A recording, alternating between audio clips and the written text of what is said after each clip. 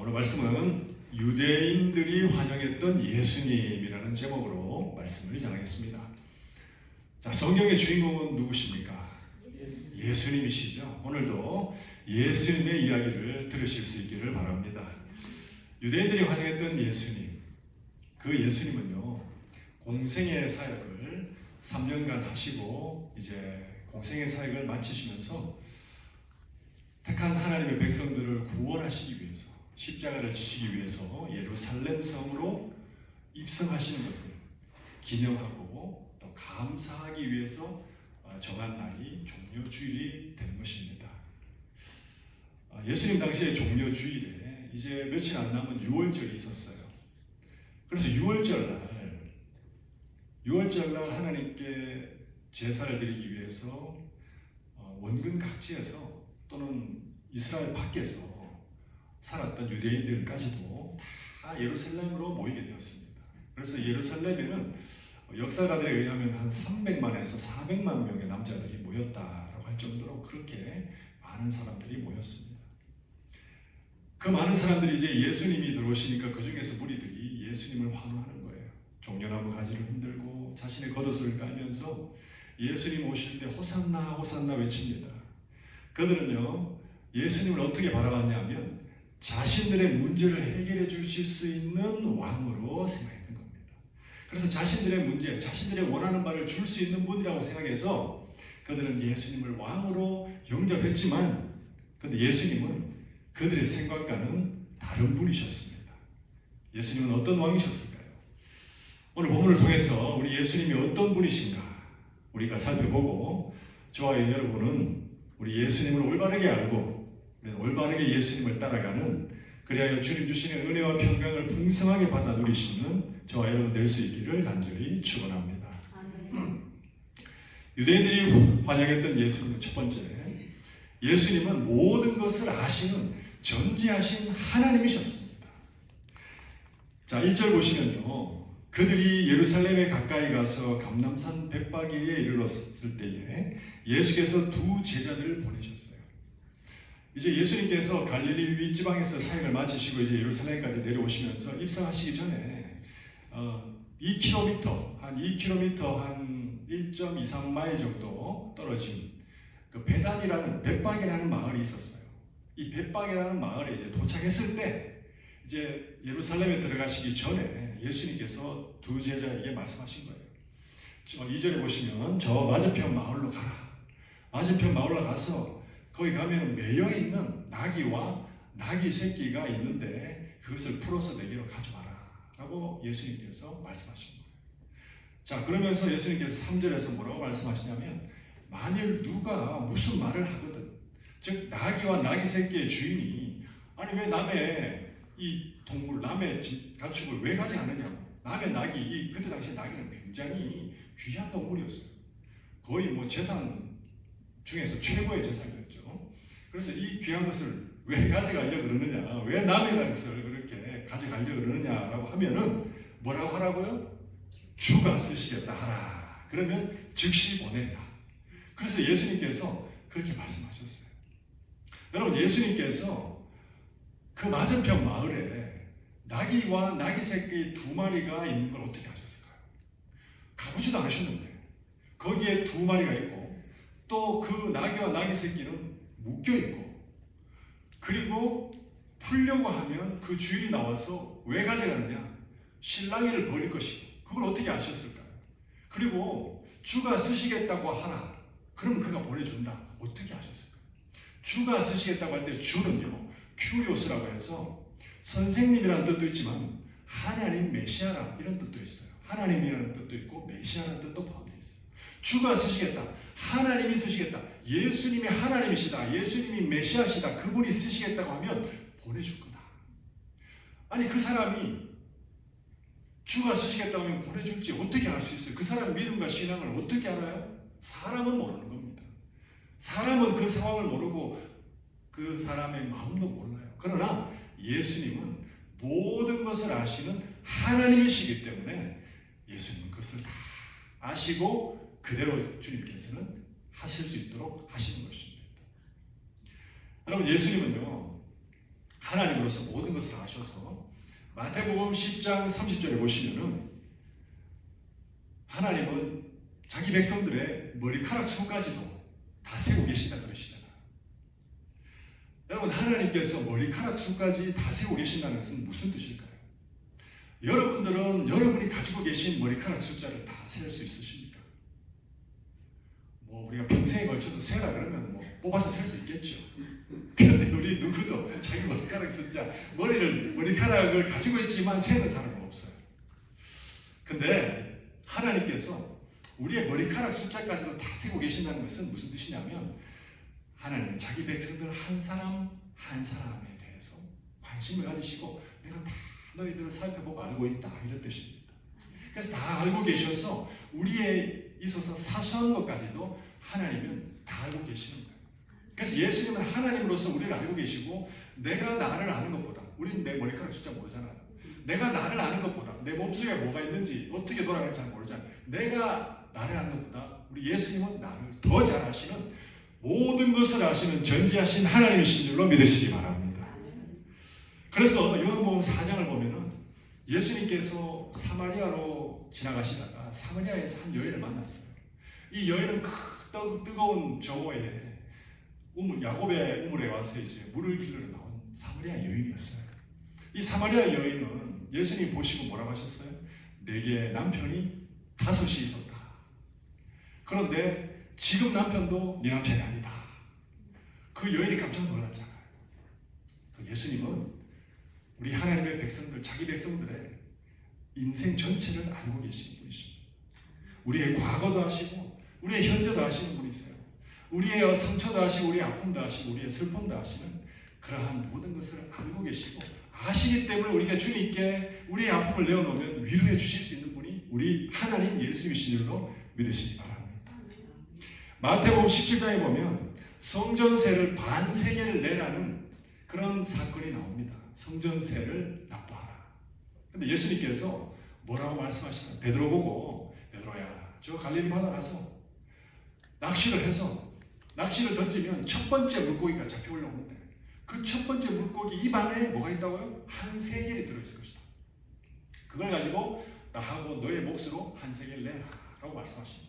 베드로 가서 낚시를 던져서 첫 번째 올라오는 물고기 입을 열어보니까 있었을까요? 없었을까요? 그렇죠. 있었습니다. 예수님은요 사람이 알지 못하는 것도 다 알고 계시는 거예요. 우리가 알지 못하는 세계도 알고 계시는 하나님이신 겁니다. 마태복음 26장에 보면요 예수님께서 잡히시기 전날 밤에 베드로에게 뭐라고 하셨어요? 베드로야 네가 닭이 울기 전에 나를 3번 부인할 것이다. 그 일은 일어나지도 않았어요. 아직까지. 그런데 정확하게 예수님 맞추시죠. 우리 사람은 나의 미래를 한 치 앞도 알 수가 없어요. 그러나 예수님은 우리의 모든 미래를 알고 계시는 하나님이신 줄로 믿으시기 바랍니다. 그래서 예수님은 우리의 미래를 알고 계시기 때문에 우리의 미래가 정말 선한 길, 진리의 길, 정말 하나님 기뻐하시는 길로 가려면 예수님 붙잡아야 되는 줄로 믿으시기 바랍니다. 그래서 시편 139편 1절에 다윗 왕이 이렇게 고백했어요. 다 같이 하나님 말씀 받습니다. 시작. 여호와여 주께서 나를 살펴보셨으므로 나를 아시나이다. 이 고백이 저와 여러분의 고백이 되기를 바랍니다. 나를 살펴보셨어요. 우리 예수님의 하나님으로서 여러분 한 분 한 분을 세밀하게 살펴보신다는 거예요. 그래서 여러분이 아픈 부분이 있으면 주님이 만져주시고 기쁜 부분이 있으면 함께 기뻐해 주시는 그런 우리를 아시는 하나님이시다는 것이죠. 여러분 한 신학생이 신학교에 들어갔습니다. 신학교에 들어가서 한 신학생이 신학 공부를 해야 되는데 성경을 알아야죠. 성경을 알고 교리를 알아야 성도님들께 잘 하나님에 대해서 예수님에 대해서 잘 가르칠 수 있기 때문에 신학 공부하는 거 아닙니까? 신학 공부를 열심히 해야 되는데 신학 공부는 안 하고 철학기도만 열심히 한 거예요. 신학생. 그러니까 철학기도만 열심히 하니까 낮에는 꾸벅꾸벅 졸고 철학기도만 하니까 수업 시간에 제대로 공부를 못 하는 거예요. 그래서 교수님이 안타까워서 그 신학생에게 기도를 좀 줄이고 신학 공부를 열심히 하라고 좀 밸런스 있게 하라고 권면을 했습니다. 그런데 이 신학생이 그 말씀을 안 듣고 그 권면을 안 듣고 마태복음 7장 8절에 있는 말씀 구하는 이마다 받을 것이요 찾는 이는 찾아낼 것이요 두드리는 이에게는 열릴 것이니라. 이 말씀만 믿고 하나님께 계속 기도만 했던 거예요. 그래서 이제 시험 치는 날 시험을 딱 치는데 공부를 하나도 안 하고 기도만 했어요. 그 시험 문제를 받아보니까 답을 알 수 있겠습니까? 없겠습니까? 네. 그래서 답을 하나도 모르겠으니까 뭐라고 썼냐 하면 하나님은 다 아십니다. 이렇게 썼습니다. 그러니까 이제 담당 교수님이 그 시험지를 채점해서 딱 보니까 기가 막힌 거예요. 하나님은 다 아십니다. 써놨습니다. 그래서 채점을 어떻게 했냐면 하나님은 다 아시니까 100점. 전도사님은 하나도 모르니까 빵점. 그래서 전도사님은 그 과목에 낙제했다는 거예요. 그래서 사랑하는 성도님들, 하나님이 다 아신다는 것은 우리가 아무것도 안 해도 된다는 뜻이 아니에요. 그렇죠? 하나님께서 다 아신다는 것은 우리가 하나님 앞에서 하나님 맡겨주신 직분, 역할, 상황에서 최선을 다해야 된다는 것을 의미하는 것입니다. 하나님, 우리가 어떤 마음으로 어떻게 순종하고 어떻게 충성하는지를 다 아시고 다 보고 계시거든요. 사람은 못 봐도 하나님은 다 아십니다. 그 하나님이신 예수님은 우리의 일거수일투족을 다 보고 계신다는 겁니다. 주님이 다 아시기 때문에 우리는 주님께 더 기도하고 우리에게 맡겨주신 사명 열심히 누가 보든지 안 보든지 주님 보시기 때문에 열심히 감당하는 그러한 주님 보시기에 충성된 종이 될 수 있기를 간절히 축원합니다. 두 번째, 유대인들이 환영했던 예수님은요, 예수님은 나귀 새끼를 타시는 그런 겸손하신 왕이셨습니다. 자, 오늘 보면 5절 다 같이 하나님 말씀 받겠습니다. 시작. 시온 딸에게 이르기를 내 왕이 내게 임하나니 그는 겸손하여 나귀 곧 멍에 매는 짐승의 새끼를 탔도다 하라 하였느니라. 아멘. 예수님은 하나님이신데 또 예수님은 사람으로서 왕으로 기름 부음 받으신 분이세요. 오늘 보면 5절은 스가랴서 9장 9절을 인용한 말씀입니다. 예수님 오시기 500여 년 전에 스가랴 선지자를 통하여서 예수님의 사역을 예고했던 것이죠. 오늘 보면 5절에 보면요, 시온 딸에게 그랬잖아요. 시온 딸은 바로 시온 성은 예루살렘 성을 가리키고 시온 딸이라 그러면 유대인들을 가리키고 이스라엘을 가리키는 겁니다. 시온 딸에게 이르기를 내 왕이 내게 임한다. 너희들의 왕이 너희에게 임한다. 라고 예고해 주셨죠. 그는 겸손하여. 예수님은 성품이 겸손하신 분이세요. 겸손하다는 것은 뭐냐면 자기를 낮추시는 분이시라는 것이죠. 여러분, 예수님 말고 세상 왕들은 왕이 되면 다 높아져요. 좀 성공하면 다 높아져서 목에 힘이 들어가고 내가 부를 이만큼 소유했고, 여러분 재물을 조금만 소유해도 사람이 목에 힘이 들어가는데 온 세상 나라가 다 내 거라 그러면 목에 힘이 얼마나 들어가겠어요. 타락하고 부패한 본성을 지닌 인간 왕이. 그러니까 왕들은, 세상 왕들은 교만이 끝이 없어요. 자기가 그래서 로마 왕들은 내가 신이라고 할 정도로 교만해져 있잖아요. 나를 경배하라고 하면서. 근데 예수님은 참 하나님이시잖아요. 예수님은 성품이 원래 자기를 낮추시는 겸손하신 분이세요. 그러셔서 예수님은 왕들이 타는 말을 타지 않으시고 겸손하셔서 나귀 새끼를 타신 것입니다. 여러분, 이 고대 시대의 이 왕들이 주로 탔던 것은 말이 있잖아요. 말은 힘과 능력과 위엄과 권세를 상징하고 전쟁에서의 승리를 상징하는 것입니다. 근데 나귀는 겸손과 평화를 상징하는 동물이었어요. 그래서 예수님은 예수님의 성품에 맞게끔 예수님은 겸손하게 나귀를 타셨던 겁니다. 그래서 예수님의 성품대로 낮아지셨기 때문에 하나님과의 동등됨을 내려놓으신 그 낮아지심으로 말미암아서 죄인된 우리 인간의 몸을 취하심으로 말미암아, 그리고 예수님이 십자가에서 우리의 죄의 문제를 해결해 주셨잖아요. 죄의 문제를 해결해 주셨으니까 예수님 우리에게 참된 평화를 주시는 참된 왕이신 것입니다. 세상 왕들은 전쟁을 통하여서 일시적인 세상적인 평화를 줄 수 있겠지만 예수님은 우리에게 죄와 사망의 문제를 해결해 주시면서 영원한 참된 평화를 저와 여러분들에게 주시는 왕 중의 왕, 참된 왕인 줄로 믿으시기 바랍니다. 구약에 보면요, 많은 예언들이 나와요. 그렇죠. 많은 예언들을 예수님께서 성취하신 이유가 뭘까요? 그것은 바로 예수님이 메시아시다라는 것을 알려주시기 위해서 구약의 모든 예언들을 예수님께서 다 성취하신 겁니다. 여러분, 메시아가 무슨 뜻입니까? 메시아는 히브리어로, 헬라어로는 뭡니까? 그리스어로는 그리스도. 같은 말입니다. 메시아, 그리스도. 그럼 메시아는요, 그리스도는 기름 부음 받은 자라는 뜻이에요. 즉 성령의 충만함을 받은 자라는 뜻이죠.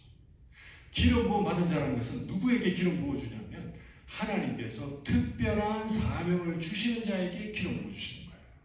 성령 충만함을 입게 해주시는 거죠. 그래서 예수님은요, 특별한 사명을 받고 이 땅에 오신 겁니다.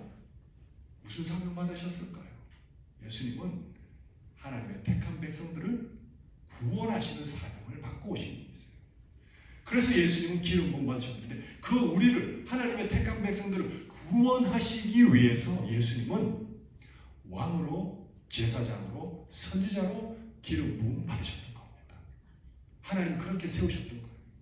그래서 예수님은 왕으로서 자기 백성들이 두려워하는 죄와 사망의 문제를 다스려 주셨던 거예요. 아멘입니까?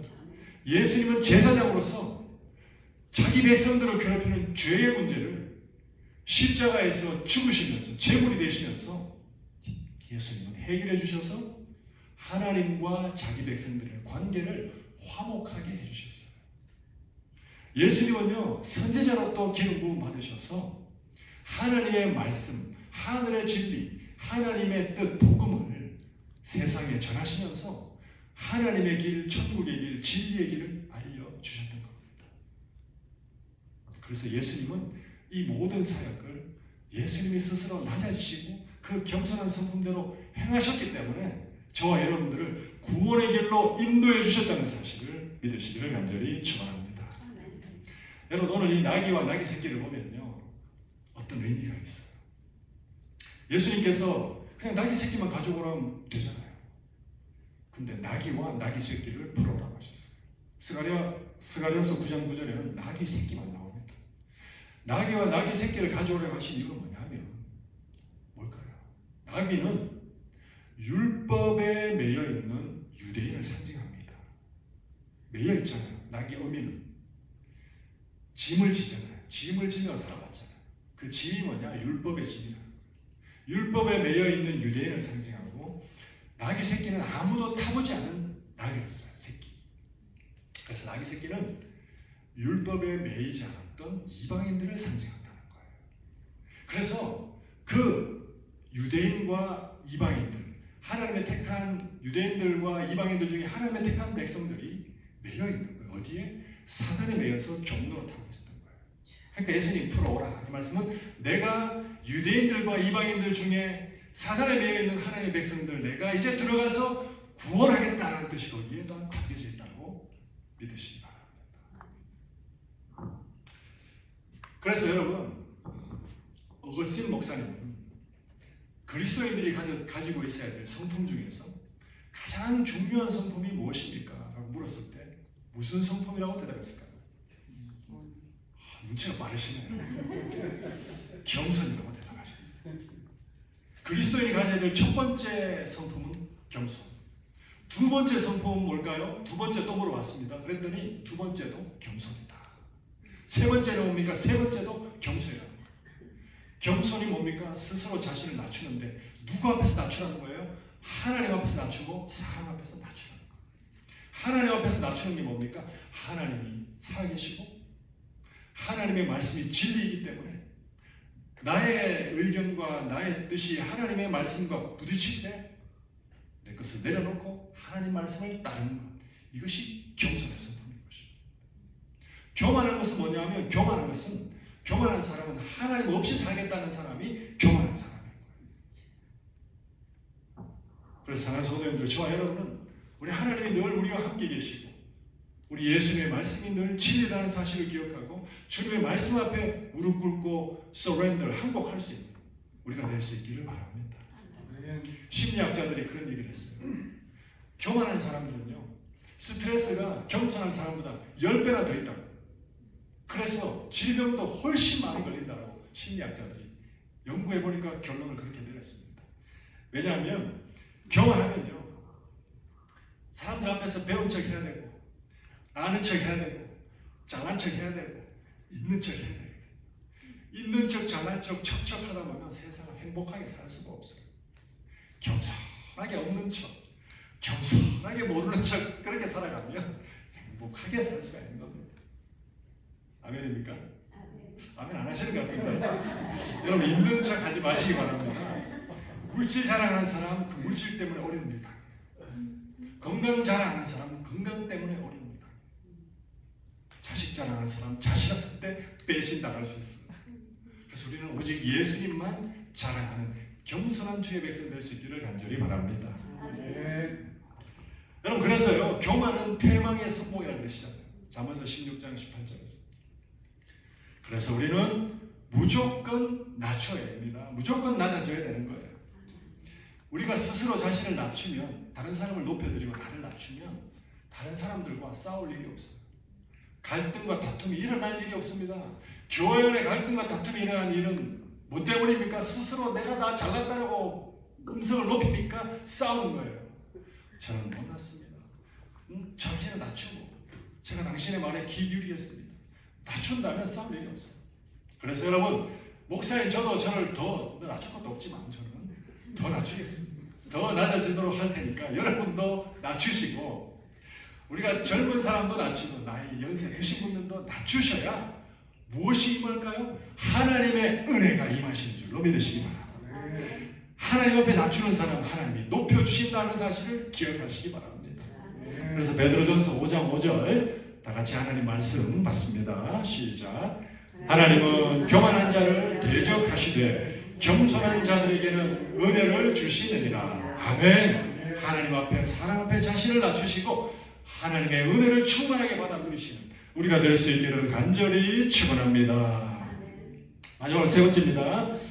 자, 유대인들이 환영했던 예수님은 첫 번째, 모든 것을 아시는 전지하신 하나님이시고요. 두 번째는 나귀 새끼를 다시는 겸손하신 만왕의 왕이십니다. 세 번째는 예수님은 유대인들이 원하지 아니하던 왕이었습니다. 유대인들이 원하지 않았어요. 자, 오늘 보면 8절 보면요, 무리의 대다수는 그들의 겉옷을 길에 펴고 다른 이들은 나뭇가지를 베어 길에 펴고라고 말씀하시죠. 유대인들이 겉옷을 예수님 가는 길에 피었다는 것은, 겉옷은요, 요즘은 옷이 흔한 시대지만 그때 당시에 옷은 굉장히 귀한 시대였습니다. 옷감이 귀한 시대였어요. 그래서 유대인들은 대부분 속옷 한 벌, 겉옷 한 벌, 딱 두 벌밖에 없었어요. 이 겉옷은 때로는 이불도 되어서 어디서든지 덮고 잘 수 있는 이불, 그래서 굉장히 중요한 재산 목록 1호였습니다. 그래서 이 겉옷을 갈았다는 것은 저의 모든 것을 당신 앞에 내려놓습니다. 당신의 제가 종이 되겠습니다. 당신이 나의 왕이 되십시오. 그런 뜻입니다. 그리고 나뭇가지를 베어서 길에 폈다 그랬잖아요. 무슨 나뭇가지일까요? 그렇죠. 종려나뭇가지를 베어다가 길에 깔고 흔들었어요. 종려나뭇가지는 왕의 승리를 상징합니다. 그래서 왕이시여, 당신은 왕입니다. 그러면서 이제 9절에 호산나 호산나 다윗의 자손이시여 그러잖아요. 다윗의 자손이시여 호산나. 호산나가 무슨 뜻입니까? 지금 구원하소서, 이런 뜻입니다. 한번 따라하겠습니다. 지금 구원하소서. 지금 구원하소서. 나중에 구원하지 말고 지금 구원해달라는 거예요. 지금 구원하소서, 이런 뜻인데, 유대인들은 예수님을 정치적인 왕으로, 군사적인 메시아로 오해했습니다. 그래서 예수님이 예루살렘에 입성하셔서 로마의 하수인인 헤롯 왕과 그리고 로마 군대를 몰아내고 유대인의 왕으로 즉위할 것을 기대했습니다. 그래서 로마 제국으로부터 독립을 쟁취해 주실 수 있는 분이 바로 예수님이시다 라고 해서 환호했던 거예요. 예수님은 그들에게 독립을 주실 수 있지만 예수님이 주시고자 하셨던 것은 뭐냐면 죄와 사망의 권세로부터 해방시켜주는 참된 영원한 자유함을 주시기 위해서 왕으로서 오셨던 거였어요. 근데 유대인들은요, 예수님의 그 의도와 목적을 모르고 오해했던 것입니다. 그래서 10절에 보면 예수께서 예루살렘에 들어가시니 온 성이 소동하여 이르되 이는 누구냐 하는, 그 많은 사람들이 이제 막 시끄러우니까 아니 도대체 저분이 누구냐라고 이제 묻는 거예요. 그러니까 11절에서 무리가 이르되 갈릴리 나사렛에서 나온 선지자 예수라 하니라. 그러니까 예수님 따라가던 무리들이 이제 설명하는데 이분은 갈릴리 나사렛에서 오신 선지자 예수님이다라고 얘기했던 겁니다. 여러분, 예수님은 갈릴리 나사렛에서 오신 선지자 예수님이 맞습니까? 틀립니까? 맞습니다. 대답 못하시는 분은 좀 헷갈리시는 겁니까? 맞습니다. 갈릴리 나사렛에서 오신 선지자 예수님 맞습니다. 예수님은요, 선지자이시지만 그런데 왕이시고 제사장이신 거예요. 유대인들은요, 예수님을 틀리게 말한 건 아니에요. 부분적으로 맞는 말씀입니다만 전체적으로 말씀하지 못했던 거예요. 부분적으로 말했지만 제대로 알지 못했기 때문에 그들은 예수님을 제대로 알지 못했기 때문에 자신들의 원하는 것을 얻지 못하는 순간, 자신들의 기대에 어긋나는 순간 예수님을 버리고 거절하고 예수님을 십자가에 못 박도록 내어드렸던 겁니다. 여러분, 그래서요 호세아서 4장 6절을 보면 호세아 선지자를 통해서 하나님 뭐라고 말씀하시냐면 내 백성이 지식이 없으므로 망하는도다. 내 백성이 예수님에 대한 지식이 없기 때문에 망한다라고 말씀하시는 거예요. 예수님이 선지자로만 알면 망하는 겁니다. 맞는 말이지만 예수님이 왕이시오 제사장인 것까지 다 알아야, 예수님이 하나님이시오, 예수님이 하나님의 아들이시오, 예수님이 구원자이시오, 구주이심을 다 알아야 구원받는 겁니다. 아멘입니까? 내 지식이, 내 백성이 지식이 없으므로, 예수님에 대한 지식이 없으므로 망하는도다. 사도 바울은 뭐라고 얘기하냐면요, 로마서 10장 2절에서 그들이, 자기 유대민족이 그들이 하나님께 열심은 있으나 열심히 하나님을 믿는 것처럼 그들이 율법을 순종하려고 했잖아요. 유대인들이 하나님에 대한 열심은 있으나 올바른 지식을 따르는 것이 아니다라고 말씀하신 거예요. 올바른 지식이 뭐예요? 하나님의 지식 되시고 지혜 되신 예수님을 모르고 예수님을 영접하지 아니하니까 열심히 신앙생활해도 구원이 없다라는 것입니다. 여러분, 여기서 중요한 포인트가 뭡니까? 열심히 교회 봉사하고 열심히 헌금해도 예수님 믿지 않고 예수님 올바르게 모르면요, 구원을 못 얻게 되는 거예요. 그래서 뭐가 더 중요합니까? 봉사가 중요합니까? 예수님 아는 게 더 중요합니까? 헷갈리는 분 없으시죠? 봉사, 열심히 몸으로 봉사하는 것도 중요하지만 그것보다 훨씬 더 중요한 건 예수님 아는 것. 내가 예수님을 지식적으로 알고 경험적으로 체험해서 예수님을 나의 구주로 영접하는 것. 이것이 가장 중요한 일인 것을 기억하시기 바랍니다. 기독교 방송 중에 CGN TV라고 있잖아요. CGN TV에서 제가 얼마 전에 한 프로를 봤는데 시골 목사님이라는 프로를 봤어요. 그 시골 목사님이라는 프로그램에 보면 어떤 젊은 목사님이 이제 시골에 내려가셔가지고 한 1년 반 동안 열심히 사역하셨어요. 그 가족이 젊은 분인데 애기하고 데리고 가셔가지고. 근데 1년 반 동안 이제 그 시골 마을에 한국에 내려가면은 평균 연령이 70세입니다. 그리고 어린아이는 흔적도 찾아볼 수가 없어요. 다 연세 드신 분들이에요. 그래서 이제 그곳에 가가지고 열심히 이제 할아버지 할머니들 섬기고 맛있는 간식 갖다 드리고 또 기쁘게 게임도 해드리고 계속 그렇게 해드렸어요. 1년 반 동안 목사님이 열심히 사역을 했는데 한 분도 교회 안 오시는 거예요. 그런데 그 중에서 한 분이 이 목사님에 대해서 굉장히 호의적으로 대하시는 분이 계셨어요. 그래서 취재진이 이 한 분에게 물었습니다. 아니 할머니가 83세신데 할머니 왜 교회 안 가세요? 이렇게 물어봤어요. 그때 할머니가 뭐라고 대답하냐면 할머니가 제가 예전에는 정말 교회 열심히 나갔습니다.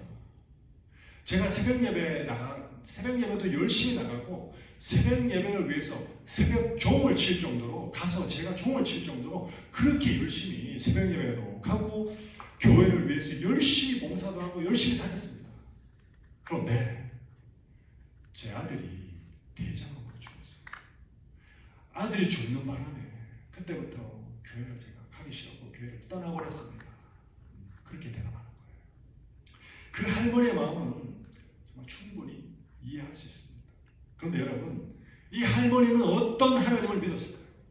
이 할머니는 참된 하나님, 참된 예수님을, 정말 구원자이신 하나님이신 그 예수님을 믿었을까요?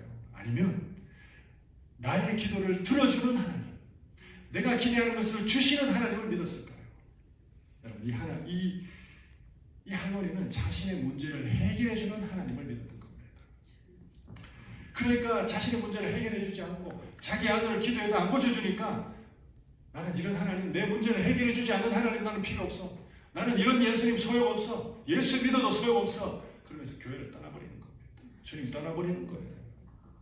여러분, 하나님을 믿는다고 말하지만 내가 원하는 하나님을 믿는 사람은 뭘 믿는 것 같냐면 알라딘의 요술램프에 나오는 요정, 지니, 그 요정을 믿는 것과 똑같은 거예요.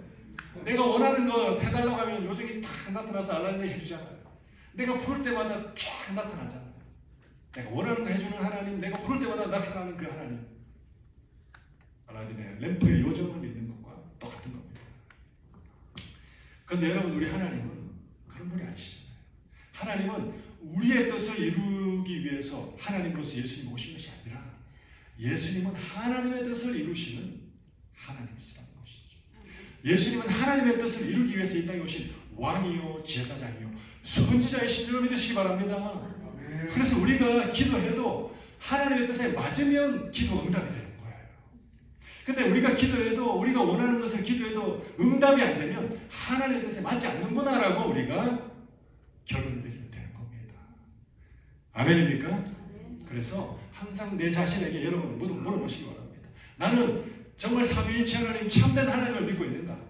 아니면 나는 내가 원하는 하나님, 내가 만든 하나님, 나를 기쁘게만 하는 하나님을 내가 믿고 있는가? 우리가 돌아봐야 되는 것이죠.